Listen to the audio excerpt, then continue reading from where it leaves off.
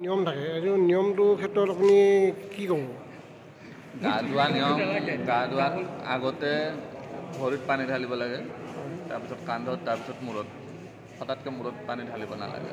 মূৰত যদি পানী ঢালে চুলিটো সৰিবই, যিসকলৰ প্ৰেছাৰ আছে ষ্ট্ৰক হ'ব পাৰে। এতিয়া চাব প্ৰেছাৰ ষ্ট্ৰক ক'ত হয়? মেক্সিমাম মানুহৰ প্ৰেছাৰ ষ্ট্ৰক বাথৰুমত হয়। আৰু এইটো বেছিভাগ এই গা ধুব নজনাৰ কাৰণে হয়। গা ধুৱাতে প্ৰথমতে ভৰিত পানী ঢালিব লাগে, পিছত কান্ধত, তাৰপিছত মূৰত। এইটো নিয়ম গা ধোৱা। আৰু বেলেগ কিবা নিয়ম আৰু তেনেকৈ চুলি সৰা কিহৰ কাৰণে সৰে বেছিকৈ? বেছি কৰি পেটৰ অসুখৰ কাৰণে সৰে, চেম্পু চাবোন যিবিলাক লগাই থাকে সেইবিলাকৰ কাৰণে সৰে। সেইবিলাক আমি কৈ দিওঁ শিবিৰত। পেটৰ যদি সমস্যা আছে, গেছ এচিডিটি, ফেটি লিভাৰ এইবিলাক যদি আছে, পূৰ্ণনভা খাওক, ঠিক হৈ যাব। আৰু চাবোন চেম্পু এইবিলাক মূৰত নলগাব, যি টি বস্তু মূৰত নলগাব।